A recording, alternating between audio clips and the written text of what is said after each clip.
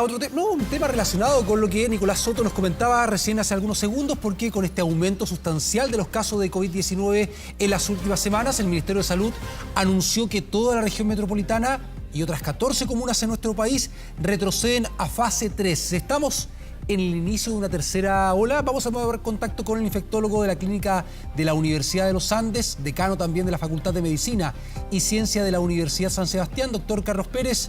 Doctor, ¿qué tal? ¿Cómo está? Buenos días. ¿Cómo está? Buenos días, Gonzalo y Carla. Lo primero, a propósito de lo que comentaba recién, ¿estamos ya frente a esta tercera ola, doctor?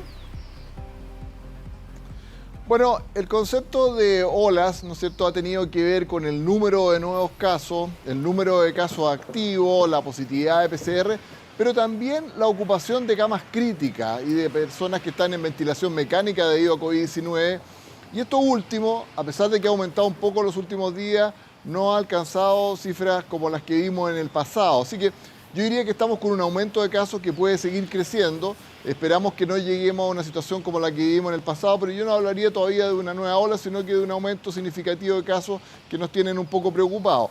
Esperamos sí que los casos más graves no ocurran como en el pasado, debido a que precisamente son las vacunas las que protegen especialmente contra enfermedades graves.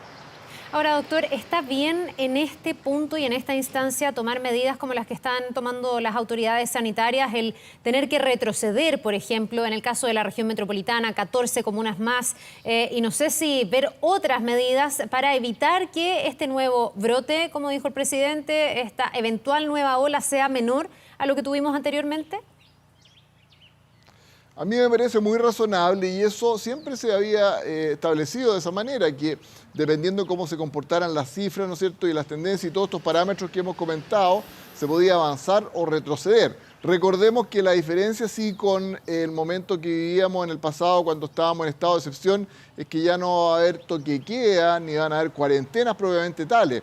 La movilidad se mantiene durante toda la semana, pero tal como ustedes señalaban, se restringen los aforos, ¿no es cierto?, a diferentes tipos de actividades, especialmente de esparcimiento o de asistencia a lugares, ¿no es cierto?, más públicos. Pero recordemos, por ejemplo, que la asistencia a lugares de trabajo, a lugares de estudio, establecimientos educacionales, educación escolar, educación superior, están permitidos, pero tienen asistencia voluntaria y, por supuesto, limitada por los aforos que están establecidos en cada una de las etapas de este plan paso a paso que ha tenido modificaciones. Doctor, en este momento con un 76% de la población ya con un proceso de vacunación completo, ¿qué se debe priorizar? ¿Qué es lo que tenemos que tener premura teniendo en cuenta este proceso? ¿Buscar a esos rezagados, incentivarlos para que comiencen un proceso de vacunación, o también el tema de la tercera dosis, esa tercera dosis de refuerzo? A mí me parece que ambos elementos son importantes. Hay muchas personas que todavía no han recibido ni una dosis de vacuna, claro, y a esta altura es porque no desean hacerlo, ¿ah? Entonces mi llamado especialmente a ese grupo de personas, que no es menor y que puede estar contribuyendo de manera significativa a que se mantenga la pandemia en estos niveles, a que lo hagan, ¿no es cierto? Se trata de vacuna segura, efectiva, ya han sido usadas en millones de personas en nuestro país, en el mundo, se están utilizando en niños, no hay ningún riesgo y realmente eso los puede proteger a ellos, a su familia y a toda la comunidad. Algunas de esas personas pueden complicarse e incluso pueden fallecer a consecuencia de esta enfermedad y lo hemos visto, ¿no es cierto? Así que ese es mi principal llamado y por supuesto seguir avanzando en el proceso de refuerzo que ha demostrado que la tercera dosis, sea con cualquiera de las vacunas disponibles, produce un ascenso en tasas de anticuerpos muy relevante, ¿no es cierto?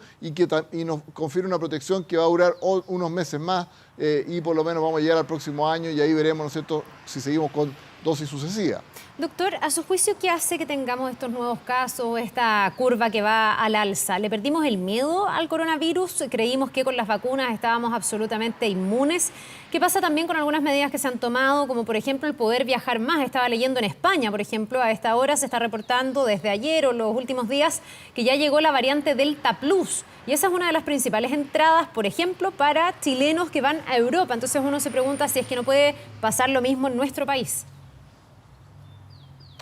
Bueno, lo que ha ocurrido era algo esperable en la medida que se levantaron una serie de restricciones a la movilidad, que las personas comenzaron a reunirse más, aumentaron los aforos, etcétera, así que podía ocurrir. Recordemos que las vacunas no protegen 100% respecto a la posibilidad de infección, protegen especialmente contra enfermedades graves, así que era algo que podía ocurrir, esperamos que obviamente no siguen aumentando los nuevos casos.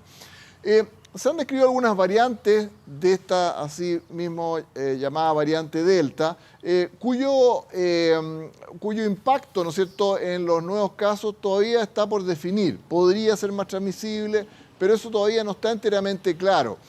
Lo que sabemos es que en este momento sí la variante predominante en Chile, al igual que en la mayoría de los países del mundo, es la Delta, que es más transmisible que las variantes anteriores, pero contra la cual en general estamos relativamente bien protegidos con las vacunas que estamos utilizando en nuestro país. Así que insisto que si seguimos avanzando en el proceso, si las personas que aún no han recibido vacuna lo hacen, si mantenemos las medidas de autocuidado, lavado de manos frecuente, uso de mascarilla, yo en este momento estoy sin mascarilla, pero porque estoy muy alejado de los camarógrafos, ¿no es cierto?, y todas las personas que nos acompañan, apenas nos acercamos a las personas, tenemos que usar nuestra mascarilla o en lugares cerrados, podemos mantener bajo control esta situación.